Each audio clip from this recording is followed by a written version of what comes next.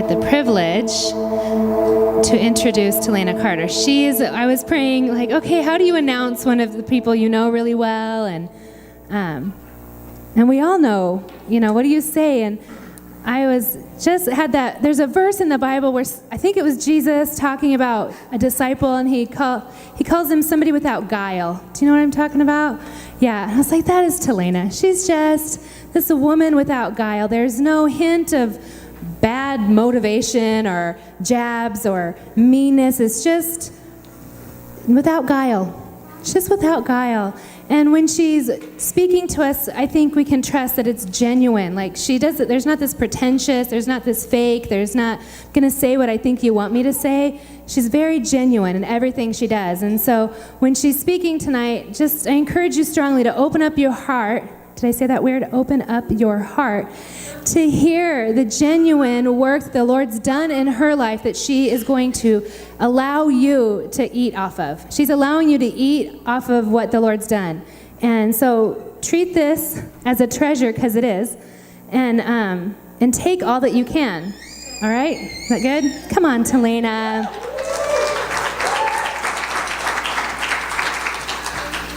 Wow, thank you. I'm going to cry, Michelle. I'm so glad you said what guile was, because I didn't know what it meant. Okay, yeah. Oh. I like how I came up with handcuffs. That's weird. What does she have in store? Oh.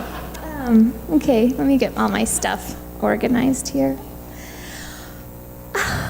I've had permagrin all day. God is so good, and I've been sitting on this word for 2 months, and I'm just so excited. I just feel like in that 2 months, he's just been doing even more goodness, and he's so good. I love him so much. Tonight, I just wanted to share just the journey that I've been on for a while now. I've been a Christian for 12 years. And so, yeah. And you know how the Lord is. He goes in layers and layers. And so he started a process with me. He adopted me into his family 15 or 12 years ago. And then he started another going deeper this last November, just more of that shedding off that orphan spirit, going deeper, stepping into that role as a daughter. So I titled this, Living as a Loved Daughter. Paul Manwaring says, the government of heaven is family. And I just love that. There's been so many words in Zion lately about family. And one thing I love about Zion is I think we've got it nailed, like the family. Like, people come in here and they just immediately sense that. And I just wanted to discuss one aspect of that family relationship, which is the father-daughter relationship, and how just key that is. So I don't want you men to be left out, though. I'm speaking to the daughters, but I'm also speaking to fathers. And each one of you here, whether you have a biological daughter or you're all spiritual fathers in some way, even you, Johnny. I love seeing our young guys. They're always playing with the kids. It's awesome. And when they're doing that, they're revealing the heart of the Father to those kids. Like, that is so powerful to me. Jesus referred to God as his Father over 150 times. And he referred to God as being our Father 30 times. And we have Jesus in us. And so if he is addressing God as Father, I think, he wants us to too. And he was intimate with his Father, and it was a beautiful thing. And so he desires that for us too. The problem that happens, though, is with a lot of women who have been wounded or hurt, when they hear the term father, they just kind of, or daddy,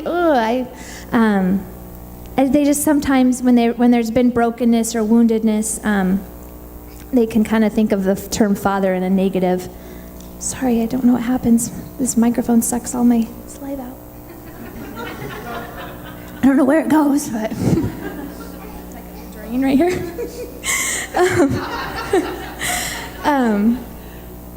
Yeah. So, this isn't a dramatic pause. This is, I honestly forgot where I was going. Yeah, so I feel like the Lord tonight he just wants to redeem that idea of father, that word father. And so I just wanted to share with you the journey that I've been on in getting to know God as my father, as my dad. So weird to say sometimes. So I kind of have two parts to my message. I have my story of just, how I came under that orphan spirit in my journey into finding Jesus, or him finding me, I should say. And then I'll go into the second part of my message. So we'll start with when I was born.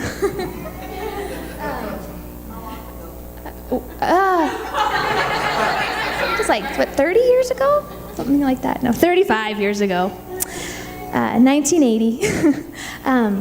So I wasn't a planned baby. I was a surprise. And it wasn't a, yay, we're surprise happy. It was, my mom had been pregnant before and had an abortion with that pregnancy. And when she found out she was pregnant with me, I also was scheduled to be aborted as well. And around 5 months, she felt me kick. I was like, yeah! And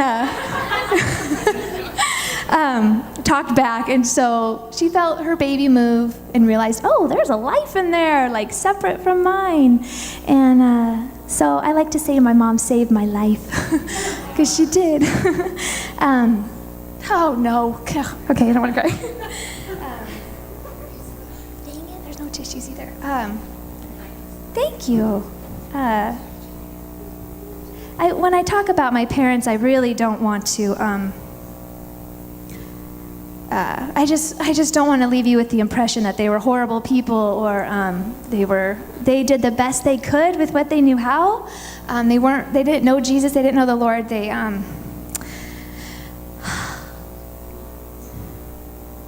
just did the best they knew how. They were young and didn't know. So my mom reached down deep and found strength to choose to give her baby life.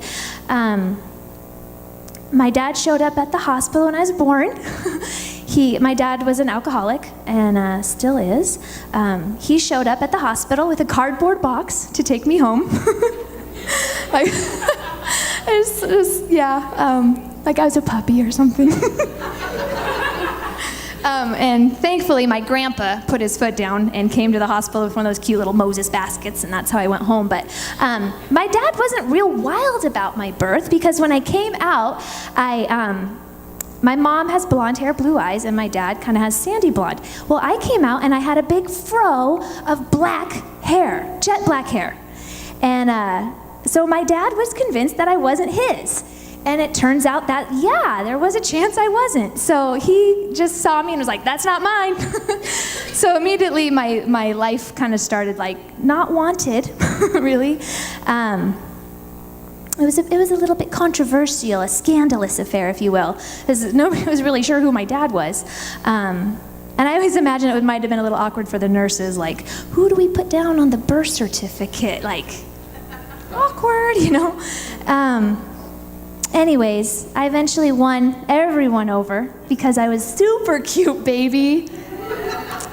I had big blue eyes and chubby cheeks, shiny drool all the time. Same thing, that worked on Vince too.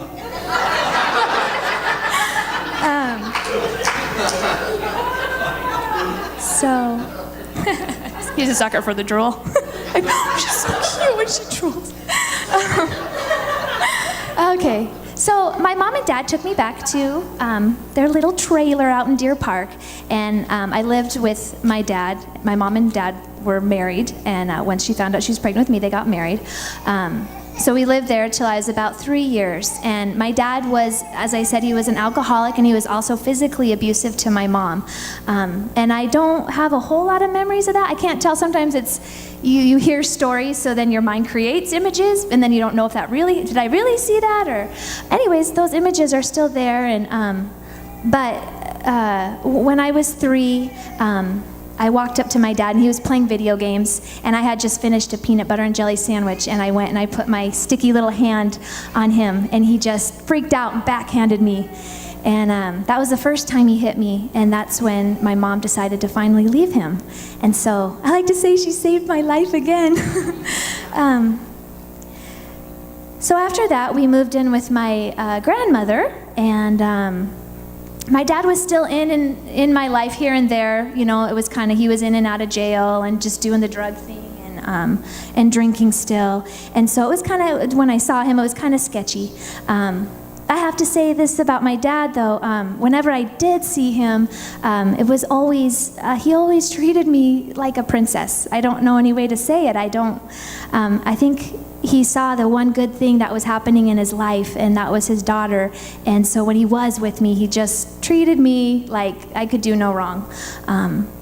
And so I feel like he really, that was one thing he did wrong. He just really treasured me. I felt treasured when I was with him. My mom remarried when I was 7 to an awesome, wonderful man who was just a really wonderful father to me till the time I got divorced when I was 15. So, and like I said, in that period too, my dad was in and out, and then slowly as I got older, his drinking got worse, and he kind of just faded a little bit more out of my life. But I had my stepdad, who I had an amazing childhood. I can't. He was awesome. He was, he was just really, really important piece in my life, and I'll talk more about that there too. Anyways, as I got older and I was with my dad more, you know, little kids, they kind of, when they don't see a parent figure, they can really put them on a pedestal, because every time I was with my dad, it was just this awesome experience. It was McDonald's and Barbie dolls and movies, and I mean, he just like lavished me. And then I'd go back to my mom and stepdad, and it was kind of like reality. So my dad was kind of like on this pedestal, you know. And anyways, as I got older and I kind of started to see him like, oh, he's got problems. He kind of started to lose his luster a little bit, and I kind of was like, I don't really want to be around you. And like I said, when I was 15, my mom and stepdad went through an extremely painful divorce on all accounts, my mom and him and me. I was left to live with my grandma my teenage years. My mom, she had a hard time, so she left. She moved to another city, and I didn't want to go with her. I didn't want to change high schools.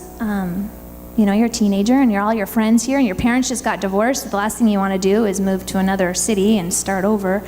And then my stepdad just left. I don't know what happened. It was a hard divorce on him, and I think it was hard for him to be around me, and he probably didn't know what to do with me. And so, so I tried to keep in touch with him, and we would schedule times to get together, but it never ever really worked out. And so that was another wound that I took on. You know, why doesn't he want to be with me? You know, what was this past, you know, since I was 3, he was in my life, basically, and they got married when I was 7. So that was really hurtful.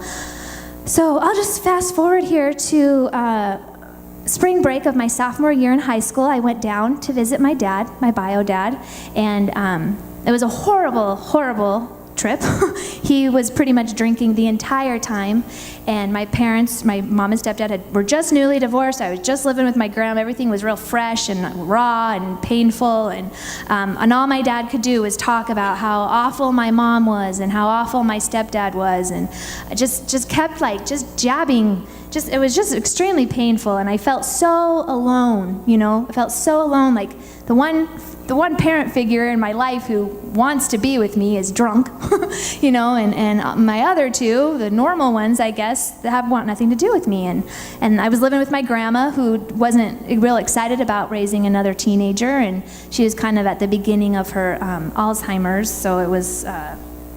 she was having memory troubles and stuff, and so it was just that period of my life was extremely lonely and depressing, and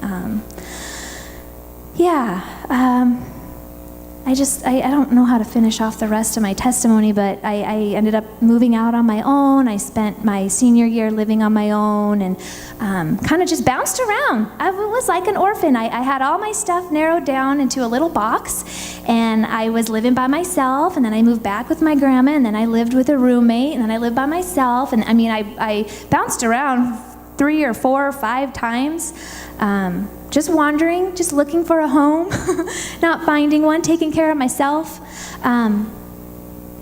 I forgot to mention that when I had gone down to see my dad when I was 15, when he dropped me off, I told him I didn't want to see him anymore, and I basically cut ties with him. And you would say I fired him. I said, "You're no longer my dad. I don't want anything to do with you. It's too hurtful being with you." And so I fired my dad, and that is when I would say I came under that orphan spirit. It's basically, that orphan spirit is you fire your parents and you decide you don't need them anymore. They're too hurtful. You're going to figure it out on your own. You don't need them anymore. And it just is, it goes back to Adam and Eve in the garden, when the serpent came up to Eve and he was kind of putting her on the spot. Did God really say? And Eve started questioning God. She started wondering, does he know what he's doing? In the book Captivated by Stacey Eldridge, she says, she talks a little bit about this, and this is a quote from her book. Convinced that God was holding out on her, convinced that she could not trust his heart towards her, convinced that in order to have the best possible life, she must take matters into her own hands. And so she did. And that's what I did. I can't trust you. I'm going to do it on my own. And yeah, that was that. Basically, the Lord found me when I was 21 years old, and rescued me. And I don't want to gloss over that. I mean, I feel like that's almost like I could just give another talk on that, and on how Jesus came to find me and pulled me up out of the pit and set me on my 2 feet. And since then, he's just been kind of like, wiping me off and revealing his daughter. And so I'll just kind of jump forward to what my life with my dad is now. He did come back into my life when my first son was born, and I felt like the Lord said, yes, this is what I want you to do. And he had sobered up and was living healthily, and was getting married, and his wife's an amazing woman. And so we've had a relationship. It's been rocky, but the past probably year, he started drinking again, and it's just, he battles with depression and just, and he doesn't know Jesus. And so the past comes to haunt him, and he doesn't know where to go to. So when you don't know what to do when you're hurting, you go, and, a lot of people find all sorts of different ways to cope with that. But it just reminds me of that phrase in RTF, that hurting people hurt people. And my dad's hurting right now. And so every once in a while I would get texts from him, and he would be drinking and upset and just kind of puking on me, blaming me for his situation and all that. So we went down to Bethel last November with John and Chris and Zara. And while we were there, we were listening to a message from Bill Johnson about the cancellation of your debt, that the Lord has come to cancel your debt. And I was like, that's so cool.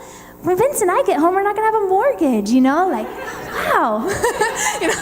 I was thinking financially. Well, right at that time when Bill Johnson is talking about that, my dad sends me a text. Big, long text, just goes off about how it's his fault or my fault that he doesn't get to see his grandkids, and because of that he's had to start drinking again and all that, and it was just like, what, and I thought I was being strong, like, oh, this doesn't affect me. No, I can deal with this. I can allow this in my life because it's not really affecting me. Well, that time it did. It really got to me, and I realized that when Bill Johnson was talking about canceling that debt, that the Lord in that moment was canceling that debt with my father, that I didn't owe him anything anymore. It's not my job to heal him or to bring deliverance into his life. That's not my job. And it's not really, I just felt relieved from the Lord, like, this isn't your role. It's okay to draw a boundary line and to step back and say, you're not healthy. And to be in my life, you need to be healthy. Because God can bring other people into his life, and I can love him from a distance.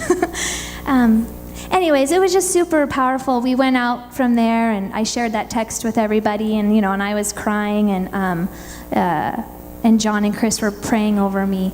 And in that moment, I just felt like in my spirit, just was reaching out for a dad. I felt I'd had my dad just giving me all these words of what a horrible daughter you are, what a horrible daughter you are. Look at me, look what you've done to me,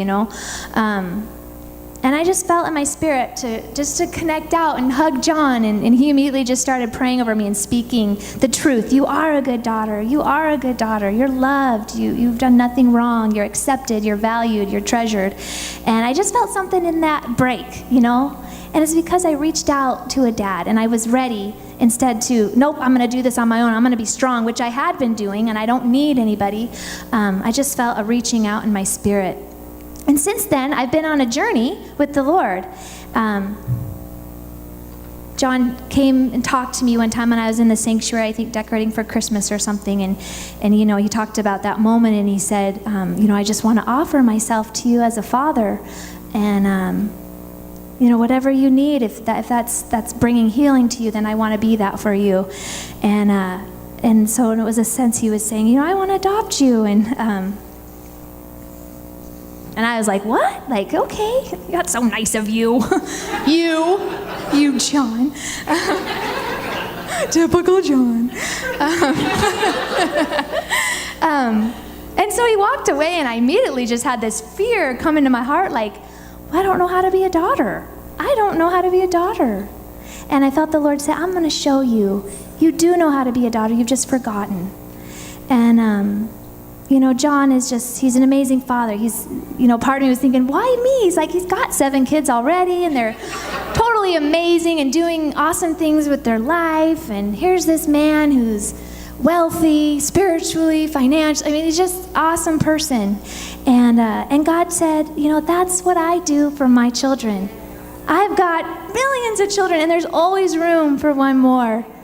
There's always room for one more. And so it was just such a beautiful picture of what happens when we're adopted into the kingdom of God. So God is good. And so I was just thinking about fathers and how awesome they are. And I feel like when you're around John, you're like, you just find yourself wanting to know God more. Like, man, he just makes him look so good. I just gotta read my Bible, get close to God. You find yourself wanting to know God more, and that's the mantle that fathers carry. All you fathers, you have it's no pressure, okay, no pressure, but you carry such a mantle. You can either propel your children towards God, or you can repel them from God. That's heavy, That's, yeah. Okay, Romans 8:19. You don't have to turn there. I'll read it out loud to you. I know, such a servant. All right. For the earnest expectation of the creation eagerly waits for the revealing of the sons of God. And daughters, too. Okay. I just feel like that verse just sums up, the creation is, they're so excited when sons and daughters start coming into their identity. The world's waiting for it. Creation, all creation. So the Lord pulls us out of our pit, and the rest of our walk, he's just wiping us off. He's revealing us. So I have 3 points to make about being a daughter because I took Ray and Sean's public speaking class, and that's what you do. A lot of these I'm so blessed by my husband because I get to witness a healthy father-daughter relationship taking place, and it's I love it. So a lot of these points are just from me watching my husband with my daughter. And all right, so number 1, a daughter delights in her father's presence, and she knows he delights in her presence. So if you write that down, underline that last part, because yes, we delight in our Father's presence, but do we know that he delights in us too? He's so, as eager as you are to come and be with him, he is just waiting and longing for you to come. He just delights in you so much, daughters and sons too. So a daughter delights in her father's presence, and she knows he delights in her presence. Whereas the orphan will run from intimacy with her father out of fear of being hurt, the daughter will run to her father because she knows him to be a safe place. He's not a place where she will be wounded, but a place for her wounds to be healed. So Psalm 18:19, he brought me into a broad place because he delights in me. So the Lord is removing your barriers and your stronghold, and he's rooting out that fear. Why? Because he delights in you. So if you just question that, if there's part of you you're like, I don't know if I get that really, go do a word search on the word delight in the Bible and just soak in his words over you. He delights in you. Psalm 91. Oh, it's over here.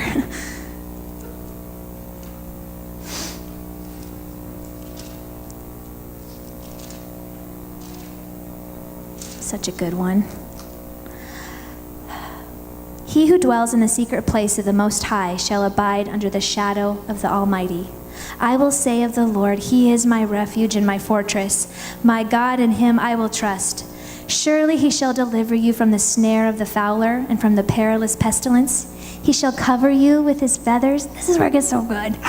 And under his wings you shall take refuge. His truth shall be your shield and your buckler.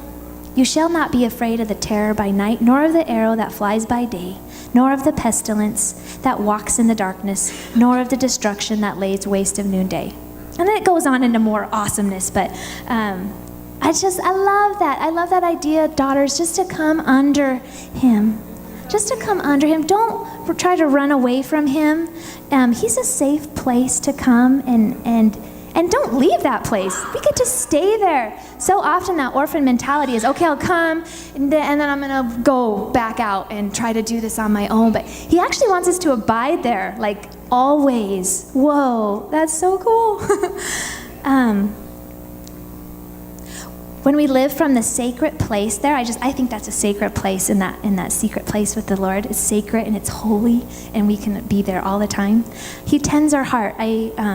I had this really cool word on Sunday for a lady here, and the Lord was like, it's for you too.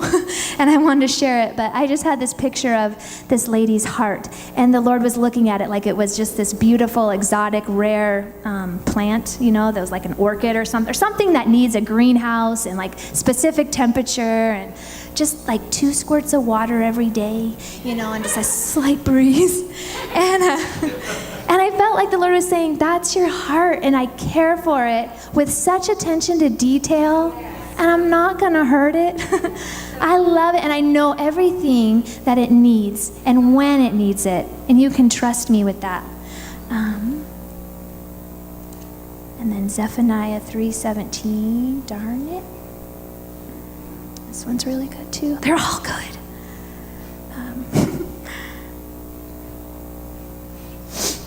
Oh, good. All right, yeah. No.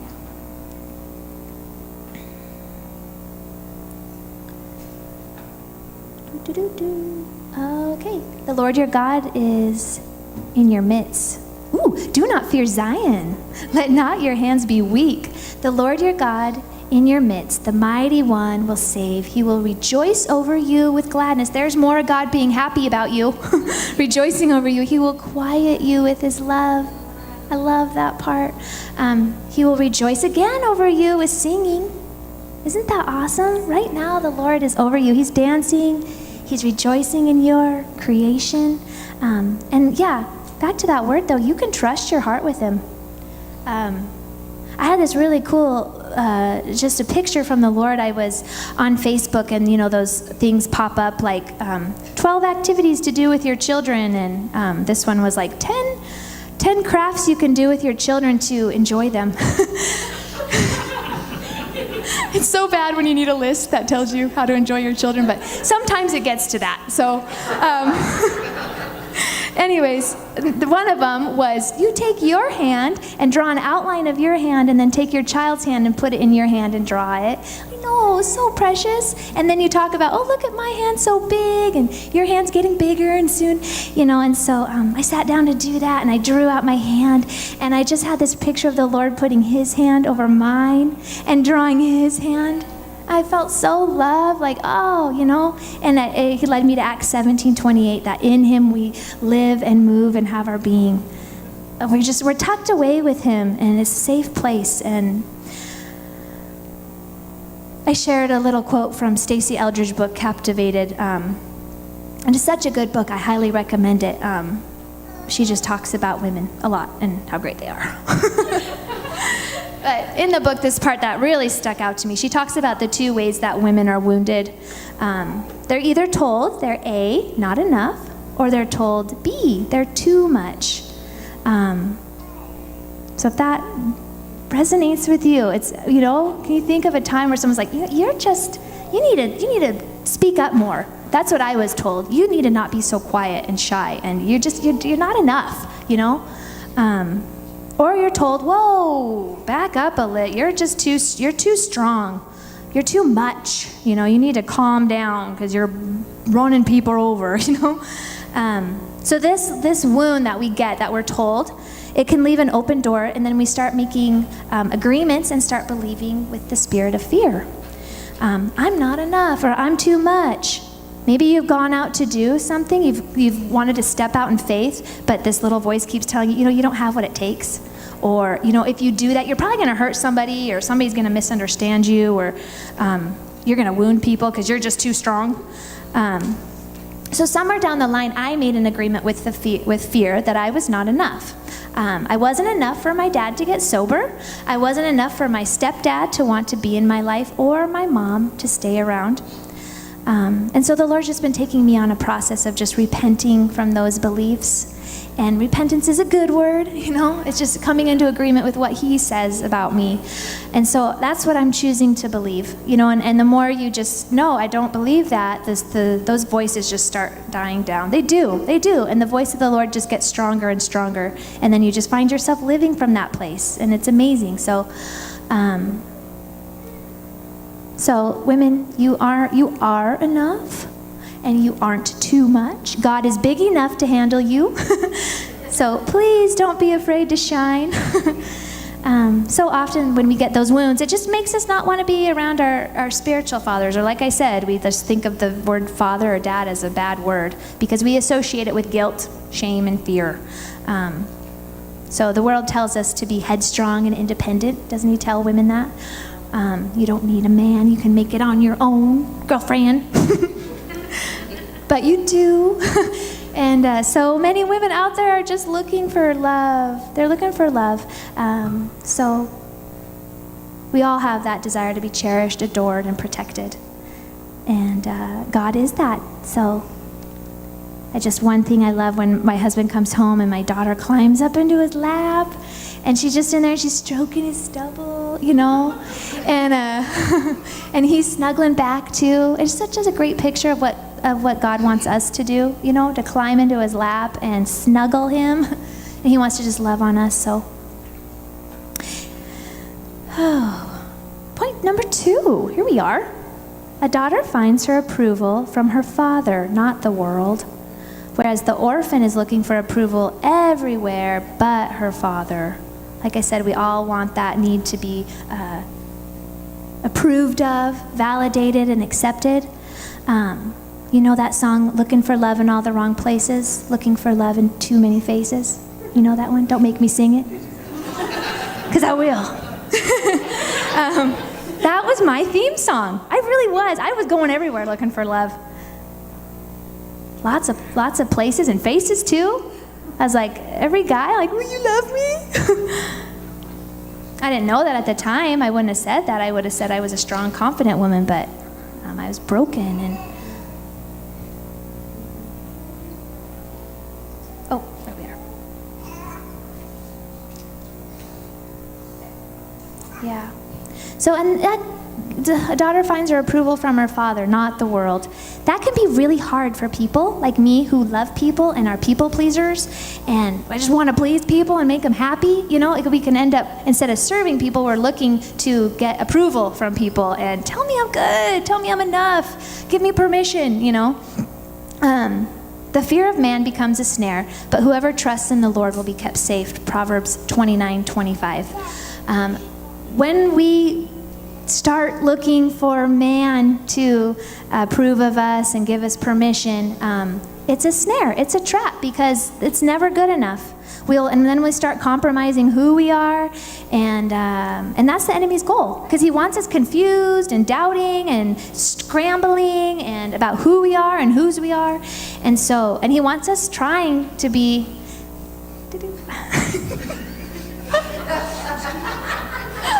This child, who would do that? I love it. Oh, anyways, yeah. So he wants us, if we can be trying to be someone we're not, the enemy gets so happy about that. Like, yeah, you're trying to be something you're not, and you don't know who you are, and that makes me happy, because then you're not releasing what you're supposed to be releasing, and that makes him happy. So we don't want to make him happy, because he's bad. So often we can find women comparing ourselves with other and trying to be someone we're not. We can esteem others by putting ourselves down, and we often lift ourselves up by putting others down. Yuck. We just do that. Anyway, so there's just that tension of being able to appreciate another woman and what they have to offer without belittling who you are and what you have to offer, what you carry. And that we do, that's the Jesus piece. He comes in and he does that part. We can live in that tension of honoring others and, yeah, go. But I'm good too, and it's not a competition. We're not trying to one each other up, And so you don't have permission to be someone you're not. You just don't. And if you're trying to do that and you're just getting fatigued and tired and striving and stressed, that's why, because you're trying to be someone you're not. You have permission to be you. You have permission to be the very best version of yourself. I just want to share a story when we went down to Bethel last February and Carrie Liptak was with us. And yeah, you, girlfriend. This is when I was first starting to get really excited about flags, and I was watching this guy on YouTube all the time, AJ, and he was just this awesome, and I was kind of stalking him, okay? And I was like, I want to be like him. I want to be like him. It's so awesome, And so we went down to Bethel, and guess who was there on stage flagging? AJ. Whoa. Talk about, it was destiny, And and after the service, Johnny. I'm freaking Johnny out. Yeah. So after the worship service was over, I was like, I need to go find him, and he needs to pray for me, and he's going to give me his mantle, and it's going to be like this Elisha thing, and he's going to go up to heaven and swirl the flags, and then I'm going to have the anointing, And so I'm looking for him, and I couldn't find him. I couldn't find him, and I was like on the verge of tears almost, like, I need him to pray for me. I can't flag if he doesn't pray for me, You ever get like that sometimes? Okay, maybe not. So, it's not wrong to esteem others, like I said, but to not step out into what you're called to do because you're afraid it's not going to look like them, that is wrong. Because you're just asked to bring your own flavor. So anyways, I'm at Bethel and I'm scrambling. I'm on the verge of tears, and I go up to Carrie and I told her the story, and she just, she slapped me around a little bit, gave me a spanking. It was good. And she said, Talena, you have your own mantle. You have permission already from God to do this. You don't need AJ's permission to do what you're called to do. You can do this. You've already got it. What are you afraid of? Do you remember that, Carrie? No. Yeah, I do. Changed my life. And so then, it was just that. Another woman, a spiritual mom coming alongside. What are you talking about? Anyways, the rest is history, but a daughter gets her approval from her father every day. Every day she knowingly gets permission from her father to be herself. And then we go back to point number 1 about we go and we delight ourselves and he delights in us and we find out how awesome we are and then we get permission to get out. So there has been many times that Vince and I start getting all squeamish and insecure and like, we're not doing enough and we're not good enough. And then John and Chris have to like remind us it's not about what you do, it's about who you are. And we love you for who you are, not what you do. You know, does that happen to you too? Like you just kind of find yourself kind of getting pulled into works and all that. And so a daughter knows who she is and whose she is. She's a child of God, and she is God. She belongs there. So that makes a big difference in how we live. We live from a place of being approved rather than looking for approval. There's a big difference. So, and this fear then is cast out by his perfect love. We engage in his perfect love, we get loved on, and then we can go out and minister from that. And we're not going and looking for love, right? So from that place of approval from her father, she lives and moves and has her being again, Acts 17:28. Anyways, back to that song. Remember that I almost sang and it was almost awkward, looking for love in all the wrong places? Well, the song ends really well, actually. It says, you came knocking on my heart's door. You're everything I've been looking for. No more looking for love in all the wrong places, looking for love in too many faces, searching their eyes, looking for traces of what I'm dreaming of. Now that I found a friend and a lover, I'll bless the day I discovered you. That's Jesus, by the way. So ask yourself, have you been looking for love and approval in all the wrong places? So that's really basic stuff, I feel, but it's foundational too. I mean, the enemy doesn't have any real new tricks. He just tries to get us to question who we are. Okay, I feel like I'm going really slow, but I've been really into reading about historical women lately, and one such one is Queen Elizabeth I. And so I got one of her, no, it wasn't, she didn't write it. It was somebody else wrote it about her. And I got a quarter of the way into it, and I was like, whoa, this is dry. I think I'll watch the movie. So, so I watched the movie. I try to be so cool, but it doesn't work out. And so I watched this awesome movie. No, it wasn't awesome, actually. I take that back. There was one awesome part, okay? And I want to tell you that scene because I was like, oh, wow, that's epic. So just basically in a nutshell, Queen Elizabeth just got the throne. There was a lot of like controversy about that because, does she deserve, she was an illegitimate child of Henry VIII who had 6 wives, and we all know that song. And it was just, she was a Protestant. England was Catholic at the time, And so people were trying to have her killed, and they didn't want her queen. And it was just, and then as soon as she got the throne, there was all this pressure. You got to get married and have an heir because you're going to lose it. And so there was just a lot of like, oh, you don't belong here being directed at her. She had her closest council people trying to murder her. You can imagine how fun that would be. So there's just this scene in this movie where she's just like, oh, I think she went and fought a war in France and they lost, and so the country was mad at her, And she's just, I can't do anything right, And so it's just dramatic. She runs up to the top of the castle, and she's just in her big, huge dress and falls down on the ground and just crying out and just, oh, what am I doing, And suddenly she looks up, and there on the wall is just this big, huge portrait of her father, of Henry VIII. And Elizabeth loved her father. She loved him. Even though he had her mother beheaded, she still loved him. I know, awkward, but yeah. So she just has this revelation, that's my dad. Like, I'm Henry VIII's daughter. Like, hello, And I guess he was an awesome king, I don't know. England loved him. So she goes down and she meets with her counselors, or her, the people on her council team, and she just says this great line. This one guy's just pestering her. You don't know what you're doing, and you need me, and you don't know, and all this. And she just looks him in the eye and she says, "I'm my father's daughter, and I'm no longer afraid." You're just like, whoa, yeah. And then she goes and she has all the council people, beheaded, and yeah. And then she goes on to usher England into its golden age. Oh, yes.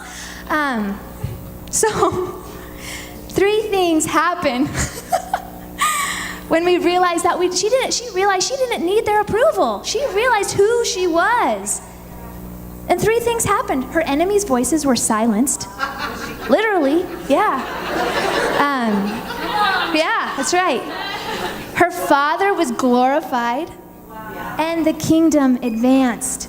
That's for us too. When you realize, daughters, who your father is, the enemy is silenced. What can he do, you know?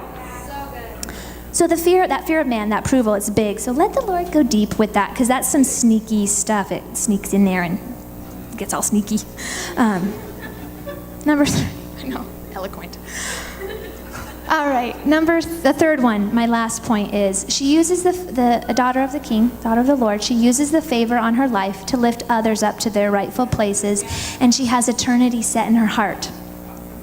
Whereas the orphan, she's just living for herself. Life is all about her. She's inward focused, and the last thing she wants to do is come alongside someone else, because she might get hurt. So she's living for today, really. In Leif Hetland's book, it's called Healing the Orphan Spirit, he talks about the difference between what the orphan dispenses to the world and what a daughter of God or a son of God dispenses. And that orphan spirit is looking to make more orphans. So they're out there and they're hurting, and they're looking to make other people hurt, because misery loves company, and they're looking to make other orphans. What does the daughter of God dispense? Freedom, encouragement, abundance, wisdom, compassion, mercy. So we're all on different stages. So grab a woman that you look up to, who not someone you want to become, because you're your own person, but someone that you see walking in a level of freedom that you don't have yet, and grab onto them and run the race with them, because they're doing something right. And so align yourself with that. Again, Romans 8:19, the world is waiting for the daughters of God to be revealed.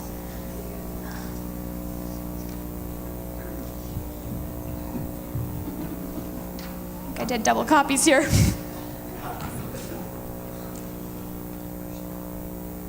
Oh, double portion, yeah.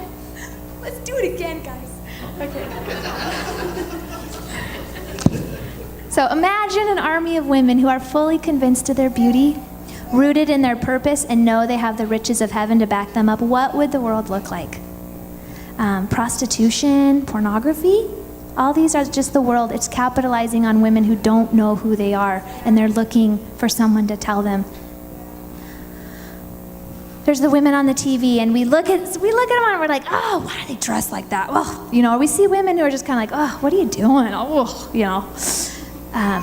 we can be like, kind of catty sometimes, but a daughter of God, she gets to be a treasure hunter, not a dirt hunter. She's not looking for dirt on people. She's looking for treasure. Anybody can look for the dirt. That doesn't take a genius to find the dirt in someone. It does take supernatural love to find the treasure in someone. I mean, it's almost like we need the power of God to love some people, right? I mean, it's almost like that. Some people are really super lovable because they dress like us and they talk like us and they like coffee, and they're just really easy to love. And then others, you need the supernatural love, I had fun thinking of sarcastic Christian Valentine's Day cards. Like this one would say, "It took an encounter with God for me to be able to love you. Happy Valentine's Day." I know. I can't just love you with the regular kind of love. I need the supernatural kind. Happy Valentine's Day. Thank goodness I exchange my yoke for the Lord's every day, because loving you is practically killing me. Happy Valentine's Day. That's fun. There's so much more you could do too. Could you see the sarcastic Christian cards in the supermarket? And it's like we joke around, but it's hard sometimes. But because some people, we just need to dig a little deeper into God to access that love for others, because some people are just a little bit more in the pit, right? I was in the pit. I was deep in the pit, and I had 2 women come alongside me who took the time, who invited me to church every Sunday, and every Sunday I'd be too hungover to come. But did they stop? They were like, oh, we're done. No, they kept pursuing me, and that's what the world needs. They need daughters of God who are willing to endure, who are willing to go the extra mile to love people. So they're in the pit a little deeper. It's just going to take more time. So we need to lift up the women around us, and we need to champion them. I just finished this book called, what is it called? Yeah, Lioness Arising by Lisa Bevere, and I think Julie might be doing a women's group in the fall. Anyways, it's a really great book. She just doing a plug there. She compares women to lionesses. It's really cool, and just how women operate in the pride, and they're the hunters, and they are taking care of the young, and they're protecting and all that, and the male lion is just sitting back, you know. No, it's not. Anyways, so in one of these things, she talks about how the lionesses, they will go and they'll hunt, okay, and then they'll drag it back. They'll actually drag it back to the weaker lions and the cubs and the ones who are just smaller and can't hunt for themselves. And I just love that. They didn't go off and hunt and kill and then enjoy it all for themselves. And sorry you missed out. That's the gospel. Like, we encounter God and then we bring it back to those who don't know, you know. And that's what a daughter of God dispenses. It's just freely, like, I'm bringing this back to you, and come with me too, you know. So, yeah, a daughter delights in the Lord, and she knows she's delighted in, and she doesn't need approval from anyone but her Father, and she has eternity set in her mind, in her heart, and she's championing others. It was funny when I was thinking about this message. Jesus was like, wouldn't it be fun if you danced at the end? And I was like, that'd be funny, but it wouldn't be fun. You're funny, Jesus.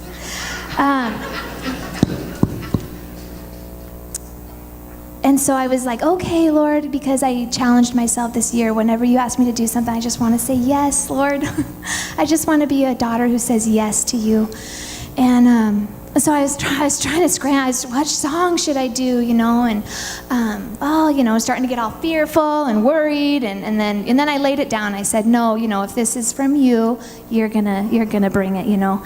And he brought this really awesome song, and it just started down, you know, where the Lord just gives you just and then you find yourself, I can't not do it, you know. Lord, I love you so much, I can't not. And I just felt like this dance, and Mackenzie Knowlton is gonna come up and do it with me, and it's just a perfect ending to my message, which is just realizing how much the Lord delights in you, and how much thanks, worship team, and how he wants to use you to usher other women into their identity and into their calling. And I'm just